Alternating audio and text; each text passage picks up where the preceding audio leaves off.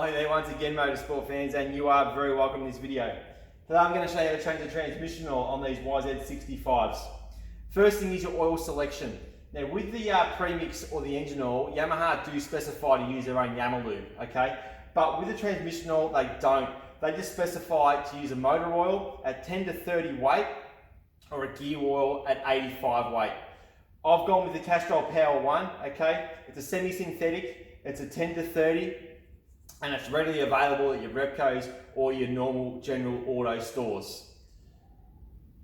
Now these transmissions are from an 85, okay? So if you can imagine an 85 gearbox with a 65cc motor bolted to it, they are very, very, very robust, okay? So as far as service intervals go, Yamaha say every 5 races. They're a bit different with their service interval and their wording, but every 5 races, so I'm gonna say that every 5 hours, okay? 4 or 5 hours to change the oil. It's a very easy job, and the oil is cheap, so you might as well do a bit more if you feel. The oil drain bolt is that 10mm bolt there, okay? Now as you can see, the brake lever here, or the rear brake lever, gets in the way a bit. So what I'm gonna do, I'm just gonna truck a cable tie just around and to the bottom of the frame there. I'm just gonna hold it down and tighten him up, okay? Just to get it down a bit. We could remove that brake lever, but I don't think it's really necessary, okay? Now I've got my container there ready to catch the oil, and we've got the 10mm socket.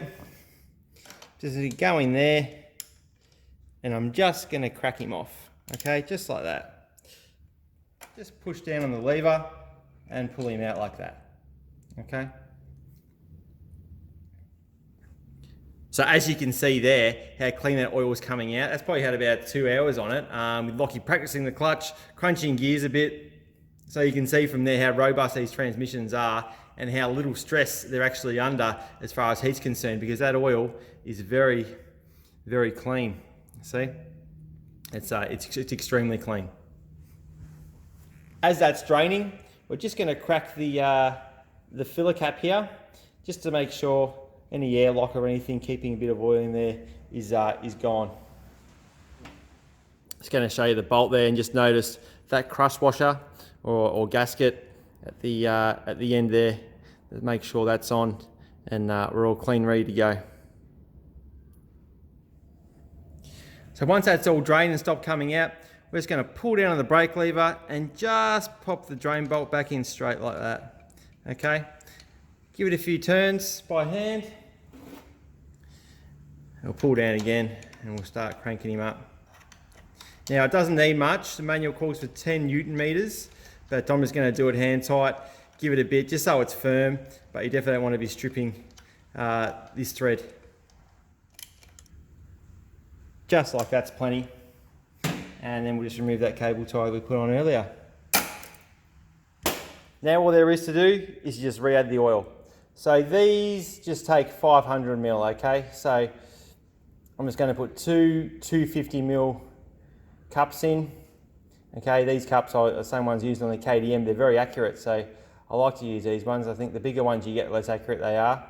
Their measurements aren't as in good increments. So I think that's 250ml, and that's another 250ml going in right now.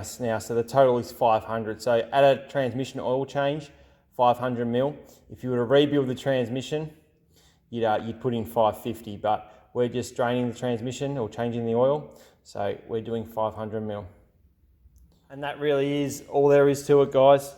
Doesn't have to be done that often. Like I said, these transmissions are very robust, but every 5 races or 5 hours, it's a good thing to do and a very easy thing to do. Thanks for watching.